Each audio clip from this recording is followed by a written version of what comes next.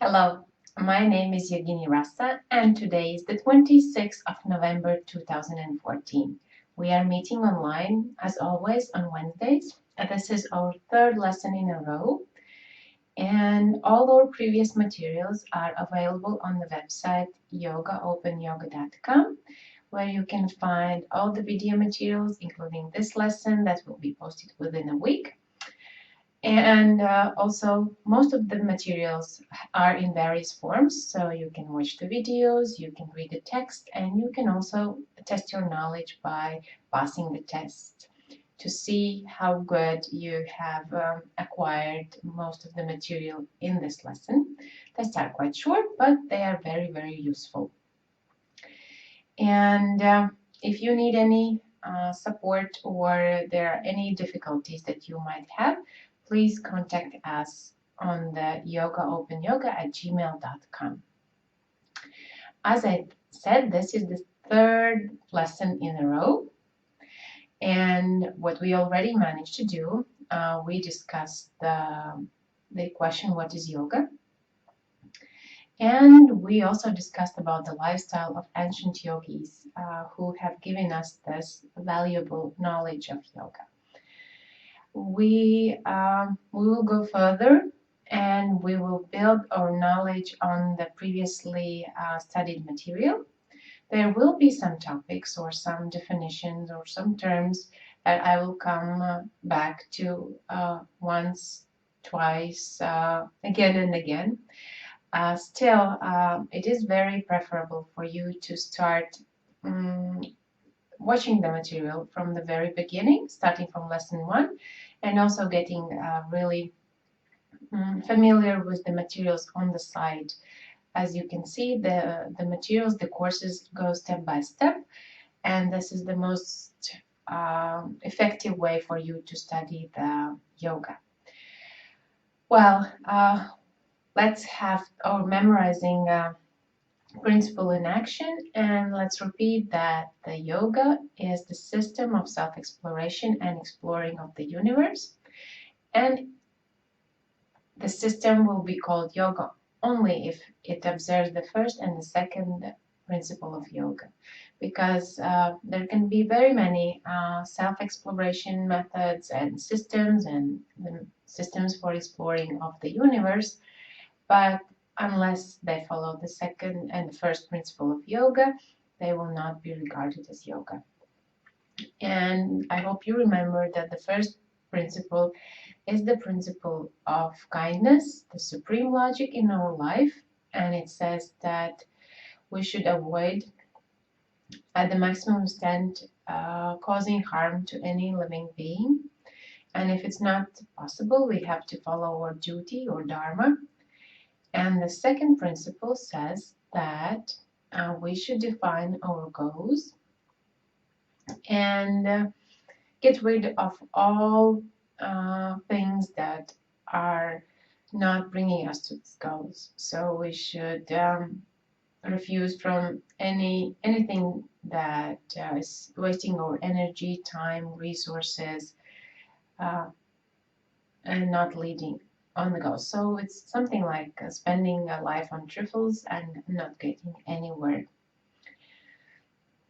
And we wanted to continue with the topic of the yogis and yoginis of the past and learning more about them. There is quite a big material from the first lesson already available on the site, and there are extra questions that were asked during the class, and they are made in a written form. So take a look and review them. But before we go on, there is a necessity to have a closer look on the first and the second principle of yoga.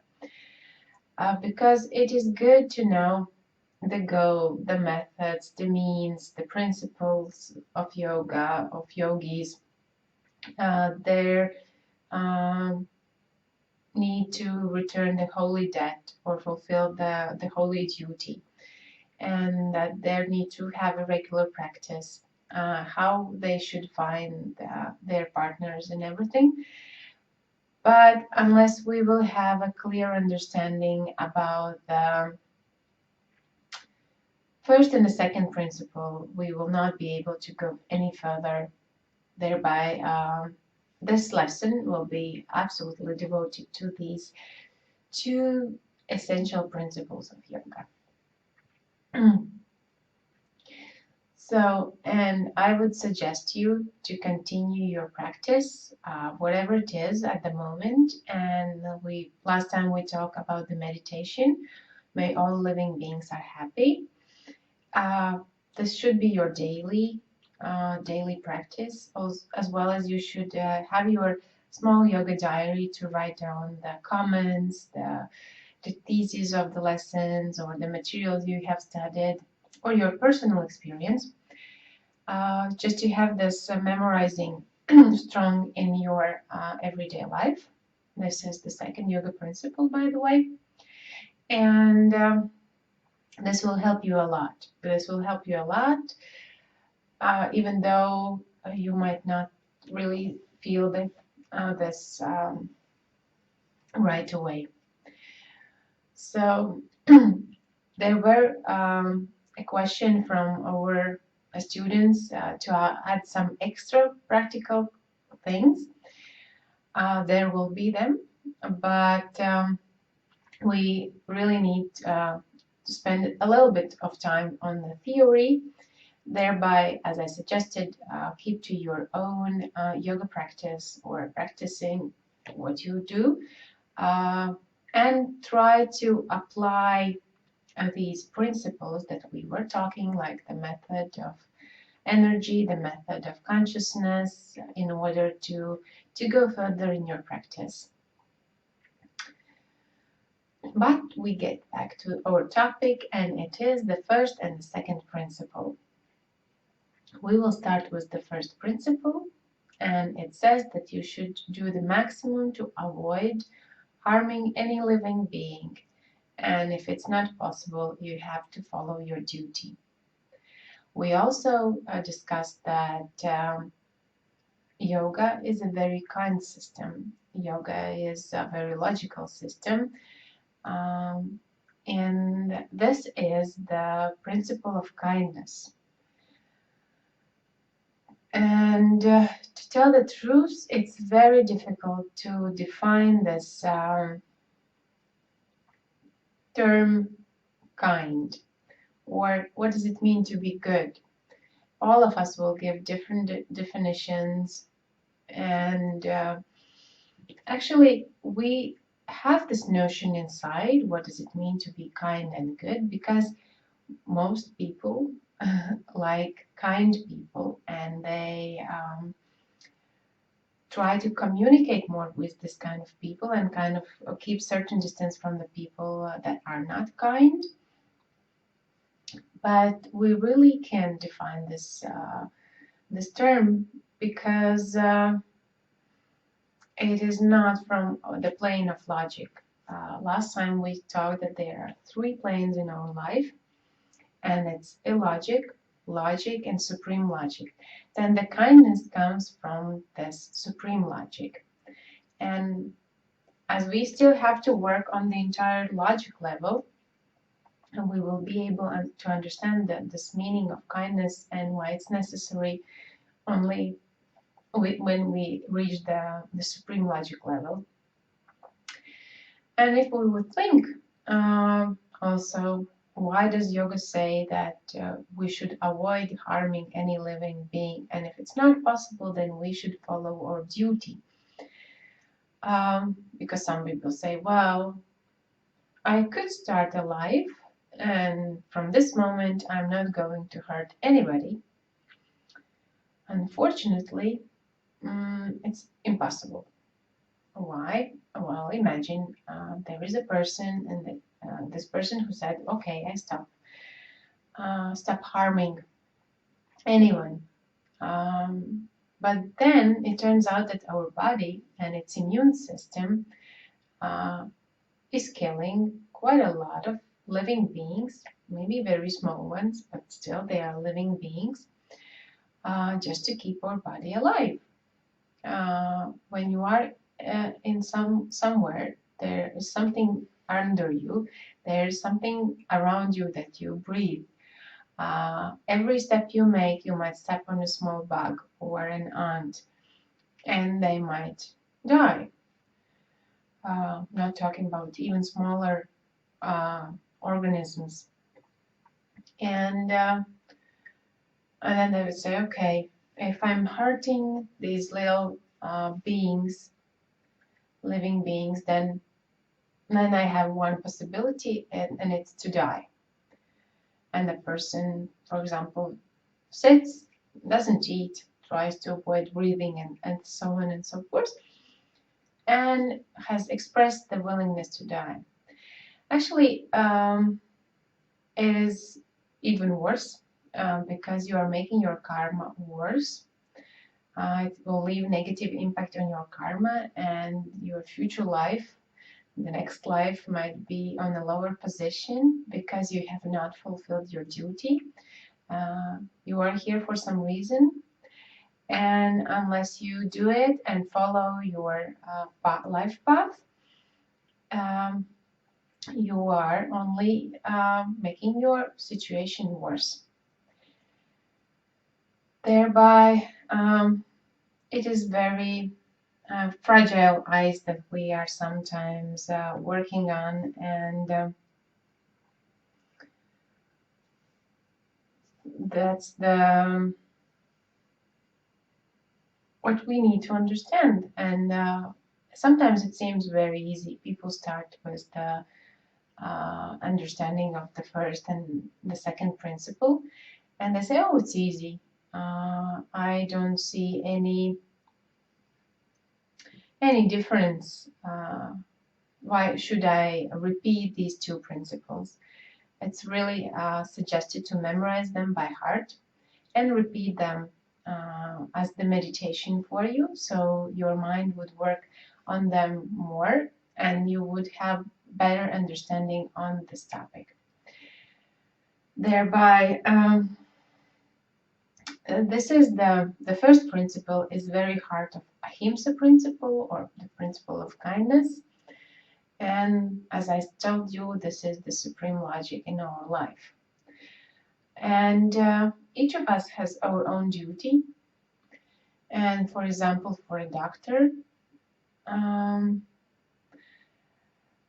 it is necessary to hurt somebody to help them sometimes.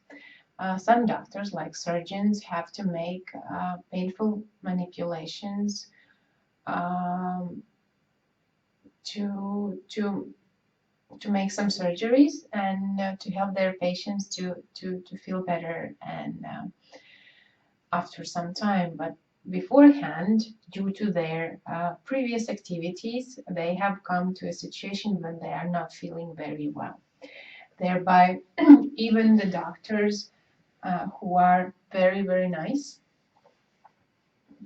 sometimes have to hurt their patients in order to help them. So, as you see, there is the logic principle in it. So, if your duty is to be a doctor, or also if you're a parent, the kids grow up and you have to make some restrictions for them. Because if they will freely walk around and go in the street where there are the cars, um, then they will lose their life or be hurt in some different ways, even though the fact that you are limiting them might not be very pleasant for them at the first sight. Also, the teachers, right? When you come to school, there are certain requirements. And if you are not following these requirements and not learning, then you might get a lower grade or not receive the next proportion of your knowledge like it would be in yoga. And as you know, that only those people who accepted the first and the second principle are admitted to the more sophisticated levels of yoga. And unless they kind of let those two principles through them, especially the first one, then they really can't go deeper in yoga. So the protection is both ways. And it's like a closed circle. Because there are some people who study different philosophies and they make this kind of description, but unless they are in this philosophy or in this lifestyle of people, there is very difficult for them to understand some things that have happened before, or why did they take this rule and didn't take the other. But if they would live it during that time and in that society, that would be more clear. The same is about the second principle, the first and the second principle. When you start living by applying these principles, you start feeling the result and why it is um, useful for you to use them. But as you see, I haven't really given you the logical arguments why it's nice to be kind. The only thing is that other people would be willing to communicate with this kind of people. But then somebody would say, well, I know a person, or I know a person who knows a person, and his acquaintance or neighbor was the criminal. Um, he was stealing the big amounts of money, and it's the fastest way to get big money. This person was rich, could afford anything, and even when he got in an accident, he could pay the doctors to get him back on the track. Uh, do you agree with this story? It's wonderful to be there among such people. And all that is valuable is the money or the lifestyle they have. So we don't see the other side of how this person was feeling and how many negative things were happening in his life just because of his way of living and of activities.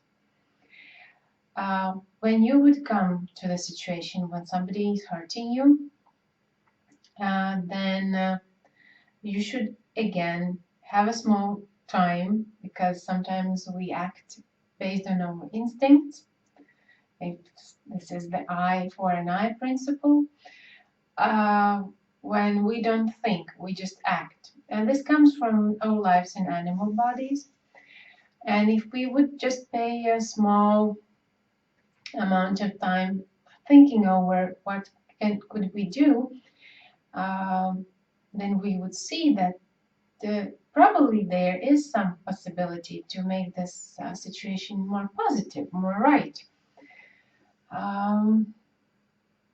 And sometimes life itself brings you with the people with whom your relationships have not been very positive, and different life situations like the certain magic mechanism fix them, because you get this reverse side of the coin and you see maybe justification or proof why this person had done what was done.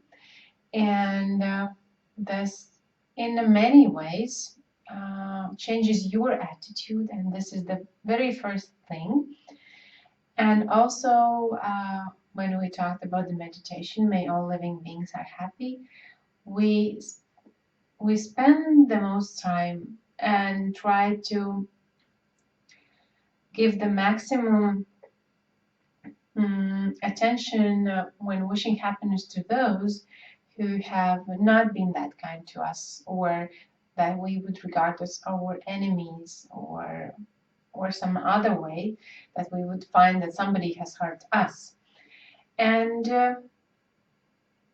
it is amazing how sometimes situations get fixed, and you see this reverse side. Because if you would just see the situation that somebody is stepping on your foot, or not apologizing, or has punished you for not doing something that you should have, or even punishing you for somebody else bad work, you should remember that there is such a term as karma, the cause and the consequence. And it's telling that all the negativity that is happening in our life has happened just because we directly or indirectly have created such kinds of the rules in our life somewhere in the past. And if we would not have caused it, then this would never happen in our universe. Thereby, from time to time, we have to return the debts or receive the negative impacts from the actions we have done in the past. And for example, a lot of people want to make sharp changes, and they have started to ask themselves, what am I doing in this world? And really try and get deeper in the first principle of yoga. And they really want to make these very sharp turns and help all living beings, or start helping a very large proportion of people. Uh, and then, for some reason, these rapid changes bring some negative results. For example, imagine a poor country with the high level of mortality, death rate among small kids, because every yogi and a normal person have a compassion for the people, and especially kids, when they have some problems. So as they're dying from some diseases, they bring the vaccine there. And what happens? More people survive. We would say, oh, wonderful, if we would stop the story on this point, but the story goes on. And the story says that the population is growing, and those people who didn't die also become quite early parents. And as were already poor, and they haven't really learned how to take good care of their land and agriculture, how to get some food. And it means that more and more people are starving, and there are more suffering around than there was before. So if you make a move, you have to think beforehand what is going to happen. And maybe along with the vaccine, you should give them the knowledge how to work with their land, how to take care of the food, how to how to maybe control the population, or the size of the family. And you have to study if their tradition is ready to accept these recommendations that might be nice but not really acceptable for them. Thereby, we really want to help, but then at the final point, there can be even more suffering, and we have to be very careful of that. Just to think rather than just do, and thinking, oh, I was such a great person, I did so well, but in the end, it turns out that they didn't need your help, that in some way they should themselves solve the problem, or you should have given them the initial knowledge how to decrease these diseases, or how to take a better care of their kids and family. Okay, this was the most of the information I was willing to tell about the first principle. And as we already talked, just a reminding, then the good way to implement the first principle of yoga is to start with the meditation. And surprisingly, your internal changes will reflect in the universe around you, and it is possible that some of the people that you were regarding as the ones that you dislike the most might become maybe not wonderful friends, but at least neutral or helpful in your future life. And this also gives you a notion that not always you have to repay bad things with bad things. And even small changes make a big change. Thereby, it's worth to think about it. If we continue with the second yoga principle, then it is the very heart of Brahmacharya principle, and it's the principle of common sense. It's an absolute logic and very well understood by the most people of our time, and at least successful people, because they know they define their goal and then they refuse from everything that is taking their resources, time, require their attention, that is not leading to their goal. And they define the goal and they do the maximum in order to reach it. And it's a very good way to do. There is even the Raja Yoga, that is one of the kinds of yoga. We sometimes call it the President's Yoga or the Action Yoga, where you define the goals. You start with the smaller ones and you go on for the bigger ones, to have this notion in yourself that you can do it. You will want to do it, you are able to do it, and you do it. And these are the three steps for doing everything that you want to. Thereby, you set your goals wherever you want, either for your work, for your school, for your leisure time, for your hobbies, for yoga practice, whatever. And you go and fulfill them. And you try to not get involved in any activity that was not taking to your goal. Thereby, you will be very good by following the second principle, the working of the logic level, in order to reach this supreme logic, right? And then you will have the clearer understanding of the first yoga principle. And before you want to start something new, you should check how well it complies with the first and the second principle. Does it bring to your goals? And ask as many questions as you want to. And don't be worried if some of the goals you want to reach might not be correct ones, or they could be wrong ones, because each goal you reach will give you a new understanding. It will give you a result. It will give you experience, thereby protecting you from the mistakes in the future.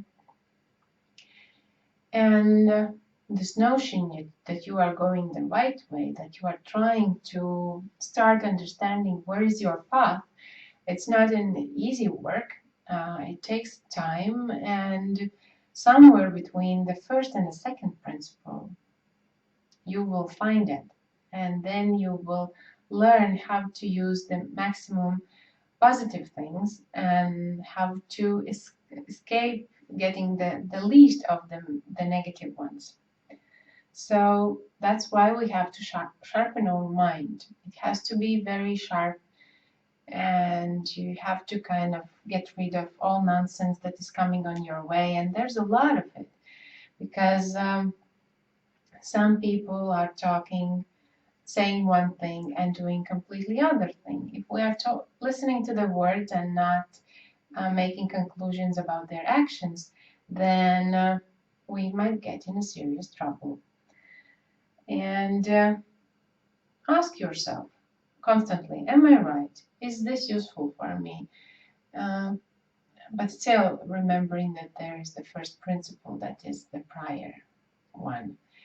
And sometimes being kind might not mean that you are very effective from somebody else's perspective, but all in all, this makes you more and more effective in your everyday life. As you can see, then sometimes these two principles might disagree.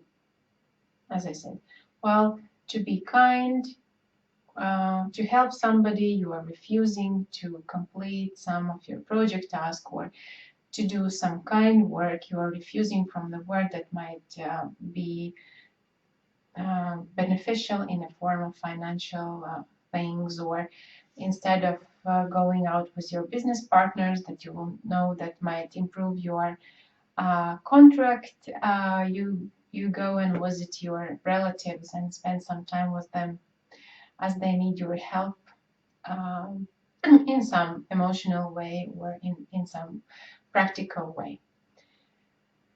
Uh, and then we speak about the thing that is named Dharma.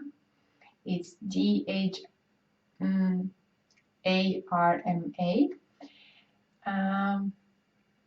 And this is what the first principle is talking. This is the duty part. You either are kind or you do your duty. And your duty is very important. Actually, this Dharma is your life path. This is the road or the track you have chosen for your life, your mountain, to get on the top. And it doesn't have to be a very straight one. It can take a sharp turns, a smaller turns, but still it leads you to your goal. And actually, Dharma is between the first and the second principle.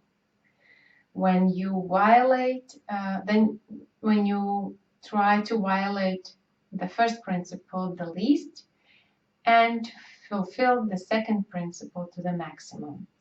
And depending on your karma, the law of causes and consequences, there is this way between these two principles. It can be narrow if your karma is worse, and it can be wider if you have this freedom of choice, if your karma is better, depending on your previous activities. And when you have found the best way, then you have found your Dharma. Actually, finding Dharma quickly is the great happiness, because feeling this path might not be that easy. You would say, okay, I will try to apply these two principles in my life, and finding of Dharma is not going to be difficult. Really, because when we talked about the first principle, then we already managed to understand that it's supreme, and on our logical level, we don't yet understand it, and thereby what we do is we continue doing what we did before. And we try to analyze and feel it against the first and the second principle. Am I right? Is this useful? Am I going the right way? Thereby, if you feel your duty, this will determine your actions. Your actions will determine your code of conduct, your code of honor, you will get a certain result and an understanding regarding your life. And again, bringing you closer and closer to your goal. And when you have this understanding of the life, you again get the better understanding of the first and the second principle. And again, you get closer to Dharma. Actually, it's a closed circle. Dharma follows the first and the second principle, and the first and the second principle follows the Dharma. Thereby, there is nobody um, because nobody except us can really help you with finding your Dharma. This is the internal feeling, the same feeling that you have during the yoga practice. If you feel yourself comfortable in a position, if it's a harmonious way of doing the exercise, the same thing with the Dharma. Imagine there is a family, and a lot of family members are doctors. Today I'm on the doctor's topic. From generation to generation, they have passed their knowledge to the next generation. And then at one point, one of them wants to become an IT specialist. And they are kind of disappointed. From one part, for this person, when assessing the first and the second principle, they would see that there is certain disagreement because they find this profession, IT things, as interesting and effective and required. But from the other side, looking from the first principle, they might cause some suffering to their relatives who were expecting to give their knowledge to this person, or even taking into account that this probably is the last link, they would find that this knowledge would be lost. However, we have our own Dharma, and probably this person working in IT area would create something that would help medicine a lot, but being able to do that only because of this previous experience with the medicine and their family, in their kin. And some of the benefits we see only in the long term, because we are so interrelated that by pulling one string, we are pulling the others. Thereby, there is this butterfly effect when on the one side of the globe somebody winks, wings, and something like a storm happens on the other side, or one person said something to another person, and it brings a whole lot of consequences somewhere else, or even close to those people. And it is really difficult to understand these principles right away, so don't be very harsh on yourself. And also, when you are in one area of life, then there may be some changes in the future. There is the very large stress for the people graduating from the secondary school to choose their profession. If they know it for sure what they want, who they want to be, like teachers sometimes, or firemen, or policemen, or doctors, and it's good. But sometimes people choose their profession based on the salary they might get. They think, oh, what is better, to study business or to become a lawyer? Where do I get to work least, and where I get the most of the money?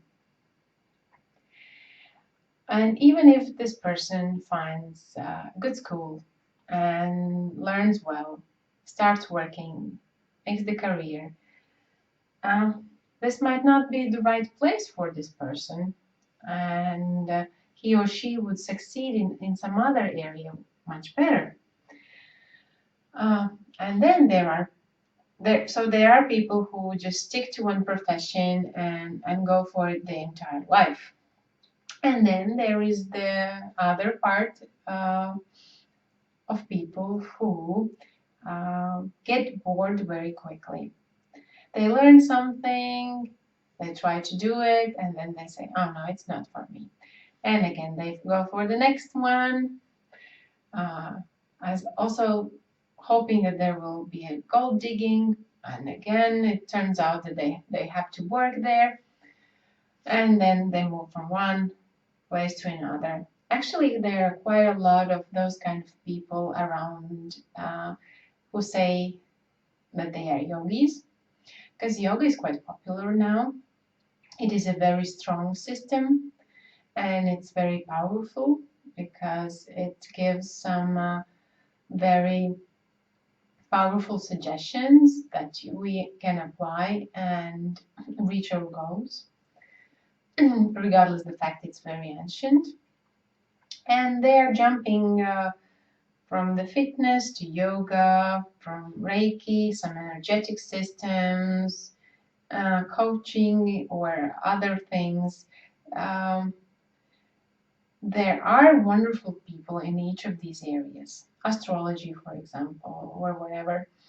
And but these people who are also the massage, they just jump from one place to another, stay there for 2 or 3 months, and then they are ready to go far further because they see that it's just not working. The people see that there's something fake behind them, and it takes time to find these people and to kind of clear them out. So you should find their lifestyle story and their reasons why they moved from one thing to another. They are also there's also a possibility to combine different areas, and that makes you even stronger. But if you are just jumping from one thing to another, searching for something better, then it's not working. Still, there are many people who substantially change their careers um, and move to or either completely change or do about two things in at the same time. And it is very, very interesting because they bring their previous experience to the new area. And that's what Dharma says. You have fulfilled your duty in one place, and then you have to make this place available for somebody else, and you go to the next stage. This might not always be easy because the career change, the place where you live, or changing the areas of your expertise might be difficult. You have to learn the area again. You have to get to know more people again. This requires a lot of energy, but it's a good practice. And this is how you fulfill your mission, fulfill your duty, where you find the place where you are the most useful at that moment. And what we have to do is we have to try to minimize the suffering caused by our actions and increase the joy from our actions. And this brings us to the closer and closer of understanding of our Dharma.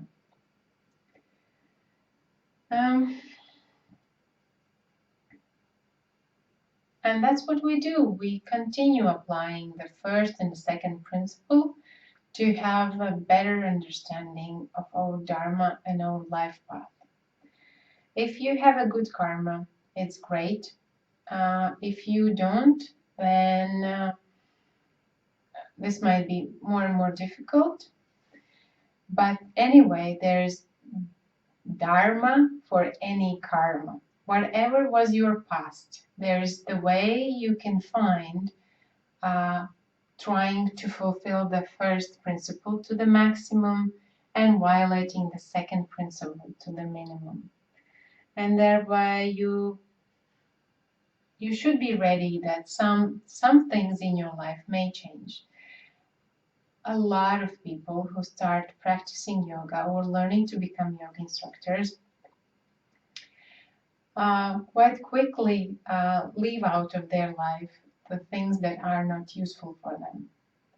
Whatever that is, whatever is not bringing them to their main goal. But it doesn't mean that they stop working the area they used to work. And it also does not mean that they will count everything by the means of the money. There will also be a lecture, lesson about yoga and money, because it's a very required topic for many people. Because some of the people say, well, I'm so spiritual, I don't need any money at all, I'm leaving you, and you just, I don't care if there are floods or any problems after me, I'm just leaving. Actually, it's a lot of suffering. If due to your departure, there will be some major improvements in the area, okay, but if you are just leaving to avoid tough situations that you need to solve, then it's not following the first principle of yoga. And as I was talking already, then each person has their own dharma.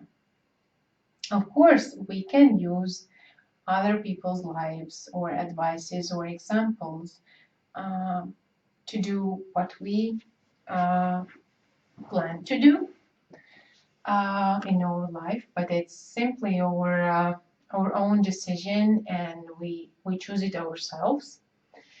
We can use the life stories of the great yoga teachers as some inspiration for our future, or a better understanding of some principles. Like when we talked about yogis of the past and those 5 main things that they had in their life. It was goal, means, the method, the return of the holy debt, and also the communication with like-minded people. Then this all is required, but it might not be sufficient for you to reach the top of the yoga. And as we all have our past, and it's completely individual, then we all have our future the same way. So our life path, maybe if somebody is going straight, we need to take a small turn and return on this path for a while. Like imagine the Dharma of a young woman. At first she goes to school, then she graduates maybe from some university or gets the profession. Then she becomes a mom, forming a family, of course, hopefully. Let's keep fingers crossed. And then she again decides when she want to return to work, and if she want to return in the same place. And we just have to all the time not just keep like a train on a track or a trolley on a track. Just because there is this track, we are going this way. We have to use our life in more meaningful way, and we have to find our own way, the best one that suits us in the way we can help ourselves and how we can help other people. Thereby there is this Dharma that we need. And also we should use these examples of other people's lives, but no more than that. It is an example as one of the alternatives, one of the variants, and we have to take what's required for us and then go further. And don't be afraid to change things. And then again, you start following through if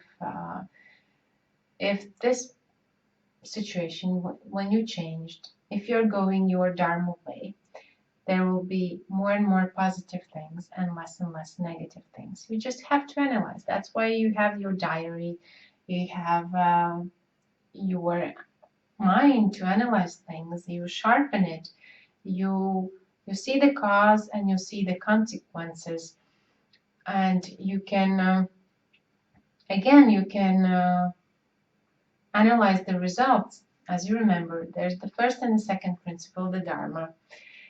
There is your duty based on the Dharma, because Dharma is the broader term than the duty, but for the us to understand at least some notion of it, we say the duty. The duty will then be the one determining our actions, our code of conduct, our behavior. Then we'll get a certain result. We will analyze this result. We'll have some understanding of our life. And again, we will come to this notion, better notion of the first and the second principle and the principle of Dharma. That is very important. Sometimes you would say, oh, this is the basics of the yoga, it's easy, just go it. Why do you repeat those things over and over? When I started my studies, I also said, okay, I know the definition, I know it by heart, let's forget about it now. Then after some time, I returned to the first lessons again, and I saw it in a different way. And it was deeper and wider, and the thing you start to understand that your understanding has improved, but there's still a lot of things you don't understand. It's about me. And that's why from time to time I return to the very basics, and always I discover something new. The same about the ancient texts. You read them, first you get the direct meaning. Then you start analyzing the context. Because out of the context, anything is out of the context. And some people just forget about it. They say, oh, I was reading this, I read this, I know it, I don't need it anymore. But if you don't apply it in your life, then what's the use of reading it or saying I know it, because you don't. And then you get this more and more, like in the ancient texts too. The direct meaning, then you read it once more, like the kids' books. You read The Little Prince, or you listen to it as a child, and when you read it as a grown-up or an adult, you see it completely differently. And then in the ancient yoga text, there is certain rhythm, there is the sound, the vibration, and you have changed, and also you understand that this text is deeper and has more to tell you. Thereby, we have to study these texts, or to study the basics again and again and again, as long as we will get to the final point. So if talking about the text, then some of the translations are very weak, and they're bad, really bad. And some people, they say that they are followers of the certain system, also of the yoga, and they take a text on the sacrifices and they start killing just because they were written about the sacrifices. But there might be a wrong translation, there might be a wrong understanding, and this text can be out of the context. Thereby, be very careful when you receive just some text out of no context. Always be careful with it and analyze it with the first and the second principle. And as we started the lesson, if the system does not correspond to the first and the second yoga principle, then it is not yoga. It cannot be named yoga at any way. And then there's also, if we return to the first principle of yoga, there is such a thing as your duty, and there is such a thing as violation of your duty. What does it mean? It means that if your duty is to be a doctor, then your duty is to help people. And your duty is to be at work in good condition and to have had a good sleep without using any toxic medication, or if they are causing the problems to your health, to your skills, then you have to ask somebody else to do your duty, do your work. Thereby, if you are a doctor, it's an easy to understand example. You have to help people, even if you have to hurt them, but you do it at the minimum possible level. If your duty as a doctor is to tell the person what they should do after the surgery, then you have to do it and not leave this person wondering, what should I do? Should I eat, or should I drink, or should I come to visit a doctor in next day, or in a week, or in a month, or should I just leave this doctor? Or being rude to your patients. However, if your patient is not observing the principles for staying healthy, for being taking care of their health, then you have to tell them that there are many patients in a line waiting for the help, but this person is wasting your time. And we have to know these limits of our, as a parent, how you help your kid to start taking care of their own security. Yes, you are putting some limits for them to feel secure, but then with the time you expand the limits as the kid is growing and is getting more clever, more intelligent, and you help this little person to sharpen their mind. And this little person also helps you to sharpen your mind. Thereby, you find these limits for yourself, and this brings you closer to your Dharma. The first principle, your duty, not exceeding your duty, violating your duty. The second principle of the common sense and the Dharma, and also Dharma first and the second principle and the closed circle. I guess this is all I wanted to tell you today. Quite a lot of think about as I was talking around and around, because it's the closed circle, as you remember. I know our is finished, so the video will be posted within a week. Take a look on the previous lessons, pass the tests, and I really hope to see you here with me next week. All the information will be published on the site yogaopenyoga.com, and you can email us to yogaopenyoga@gmail.com. And we'll see you next week, right? Okay, bye-bye.